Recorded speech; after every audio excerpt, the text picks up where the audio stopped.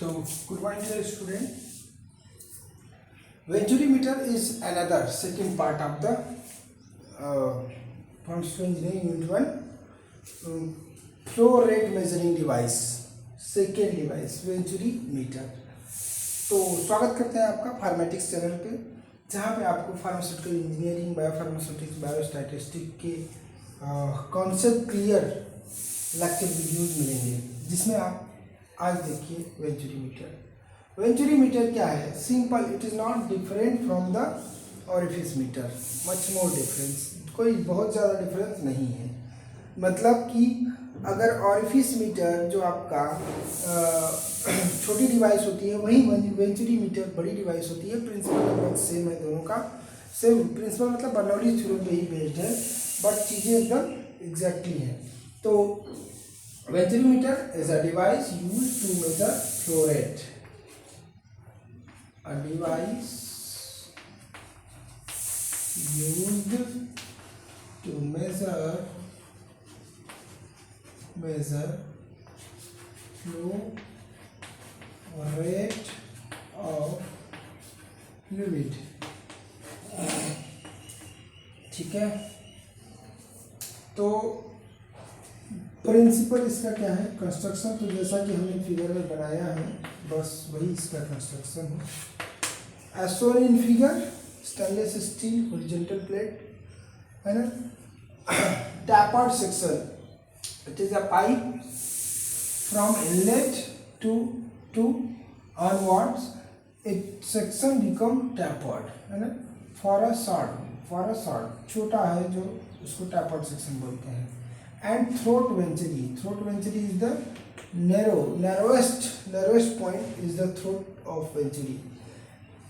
Onwards it again inclined and towards downwards, that is called long tapered section. So all the measurements and all the meanings are attached here. अब इससे आप अपना कर सकते हैं। तो principle, what is the principle of Bernoulli's theorem? You know very well कि point 1 का pressure P1 plus 1/2 rho V1 square plus rho GH1 equal to P2 plus 1/2 rho V2 square plus rho GH2 है ना। Horizontal का height है, ध्यान रखिएगा, horizontal का height, तो हाइट सेम हो गया। हॉरिजॉन्टल का हाइट है, मतलब इस पॉइंट का हाइट सेम हो गया। भाई यहाँ से लेंगे तो क्या होगा? हाइट सेम ही होगा, तो काट सकते हैं ना इसको हटा दीजिए। क्या बचा आपका? P1 plus half rho V1 square equal to P2 plus half rho V2 square, ये हो गया। अब बस यही बर्नौलीज थ्योरम का प्रिंसिपल अप्लाई होगा और ये हमें पता चल जाएगा। तो यहाँ का प्रेशर क्या होगा? आप बताइए। यहाँ प्रेशर हाई होगा। क्या होगा? प्रेशर हाई होगा। जैसे ये नैरो ट्यूब के पास पहुँचेगा, इसकी स्पीड बढ़ जाएगी। जब इस फ्लूइड की स्पीड बढ़ जाएगी तो यहाँ का प्रेशर ऑटोमेटिकली क्या होगा? डाउन हो जाएगा। प्रेशर डाउन होने का मतलब कि जो लिक्विड यहाँ पे पड़ा हुआ था तो क्या होगा? ये इधर का दब जाएगा। किससे? मरकरी फ्लूइड से, क्योंकि इधर प्रेशर ज़्यादा है तो इधर दबाव डालेगा तो ये नीचे से ऊपर चला जाएगा। कितना डिस्टेंस? R डिस्टेंस ऊपर जा रहा है। कितना डिस्टेंस ऊपर जा रहा है? R distance. तो बस यहाँ के इक्वेशन ऑफ कंटिन्यूटी और यहाँ के मैनोमीटर प्रिंसिपल को अप्लाई करके हम यहाँ से वैल्यू निकाल सकते हैं। हमको क्या निकालना? अल्टीमेटली V1 V2 निकालना है। P1 P2 तो हम रिप्लेस कर सकते हैं। कैसे? देख लीजिए, मैनोमीटर के P1 P2 मतलब प्रेशर डिफरेंस हम मेजर कर सकते हैं। कहाँ से? इस मैनोमीटर से V1 V2 निकल जाएगा, अपवर्ड और डाउनवर्ड स्ट्रीम से पता चल जाएगा। तो इसको ट्रांसफर जब करेंगे P1 माइनस P2 तो क्या बचेगा? Half rho V2 square minus half rho V1 square. Clear? अब आप क्या करें कि P1 minus P2 equal to half rho common ले लें, तो क्या बचेगा? V2 square minus V1 square, यही बचेगा ना। तो P1 माइनस P2 मैनोमीटर से अब आप देखिए क्या होगा। P1 माइनस P2 को हम क्या लिखेंगे, हमने पढ़ा है मैनोमीटर में P1 minus P2 is equal to rho g H2 minus H1 तो भाई ये पूरा का पूरा क्या है, H है ना, ये का पूरा मान लो यहाँ से यहाँ तक है तो H2 है और ये H1 है, तो H2 में से H1 घटा देंगे तो हमको ये मिल जाएगा जो कि R है। तो हम लिख सकते हैं क्या, P1 minus P2 equal to rho g r, लिख सकते हैं कि नहीं।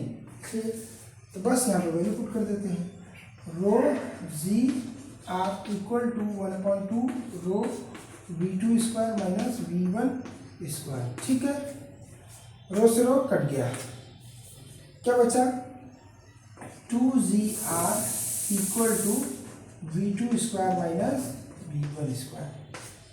फाइनली ये आया है ना। कहीं कहीं बुक में ऐसे भी लिखा हुआ है, अंडर रूट कर दिया है ना, तो जैसे कहीं कहीं ऐसे लिखा है under root 2GR equal to ये हो गया आपका V2 square minus V1 square और इस पूरे को अंडर रूट में कर दिया है। तो ये आप अंडरस्टूड रखना, ठीक है। नाउ अब बात यहाँ ये आती है कि V1 V2 दो वेरिएबल हो गए, दोनों वेरिएबल्स को कैसे पता करेंगे। तो एक आता है इक्वेशन ऑफ कंटिन्यूटी, क्या आता है, इक्वेशन ऑफ कंटिन्यूटी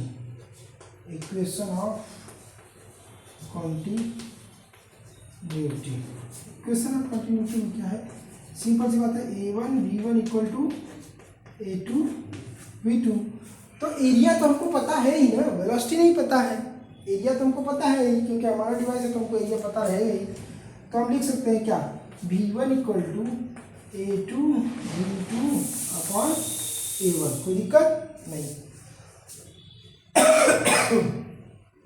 अब या ये भी कह सकते हैं कि V1 upon V2 equal to A2 upon A1। ऐसा क्यों किया मैंने, अभी आपको पता चलेगा, ऐसा क्यों किया अभी पता चलेगा। यहाँ से हम एक काम करते हैं, क्या काम करते हैं, V1 अपॉन V2 कॉमन ले लेते हैं, ठीक। यहाँ से V1 upon V2 V1 square common ले लीजिए यहाँ से, ठीक, या V2 स्क्वायर कॉमन ले लीजिए तो फिर कोई दिक्कत नहीं है। तो 2GR equal to V2 square अगर आप कॉमन ले लेते हैं तो बचता क्या है, 1 minus V1 square upon V2 square, यही बचेगा है। तो अब आप क्या करेंगे, इस V1 अपॉन V2 स्क्वायर की जगह पे वो रख दीजिए A2 अपॉन A1। तो V2 square 1 minus A2 square upon A1 square, ठीक, ब्रैकेट क्लोज 2GR। अब यहाँ पे आप इसको सॉल्व करिए, कैसे सॉल्व करिए देखिए, A1 square minus A2 square हो जाएगा अपॉन A1 स्क्वायर हो जाएगा, ठीक।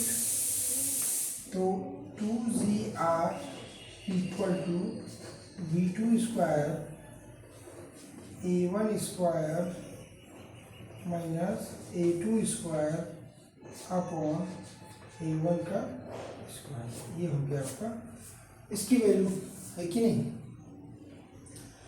अब आप क्या करेंगे, कुछ नहीं है, आपके पास A1 की वैल्यू है, A2 की वैल्यू है, A1 की वैल्यू है, V2 की वैल्यू निकल जाएगी। GR ये सब पड़ा ही है आपके पास, आराम से निकल जाएगा ना।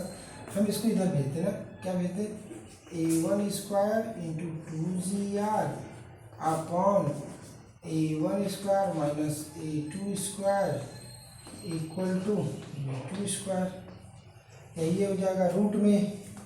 तो इसको अगर आप बाहर निकालेंगे तो निकाल सकते हैं A1 into under root 2GR upon A1 square minus A2 square equal to V2। बस इस फार्मूले से आप V2 आराम से निकालिए। तो चाहे तो आप यहीं पे स्टॉप कर दीजिए, वहाँ से वैल्यू निकाल करके वैल्यू पुट कर दीजिए तो भी हो जाएगा, नहीं तो अगर आपको और डेरिवेशन बढ़ाना है तो बढ़ा सकते हैं, कोई दिक्कत नहीं है। फिर से एक बार देख लीजिए, है ना, बर्नौलीज थ्योरम है। बर्नौलीज थ्योरम को हम यहाँ पे रख देंगे क्योंकि हाइट सेम है, हॉरिजॉन्टल पे पाइप लाइन रखी हुई है, दोनों पॉइंट हॉरिजॉन्टल लाइन पे है। देखिए हॉरिजॉन्टल लाइन पे है, मैंने ये भी बताया कि प्रेशर डिफरेंस नहीं होता हॉरिजॉन्टल लाइन पे, लेकिन कहाँ नहीं होता है, जहाँ फ्लो ऑफ फ्लूइड ना हो। स्टैटिक फ्लूइड में प्रेशर डिफरेंस नहीं आएगा हॉरिजॉन्टल लाइन पर, लेकिन हॉरिजॉन्टल लाइन पे अगर फ्लो ऑफ फ्लूइड है, फ्लूइड फ्लोइंग कंडीशन में है, तो प्रेशर डिफरेंस आएगा, ठीक है।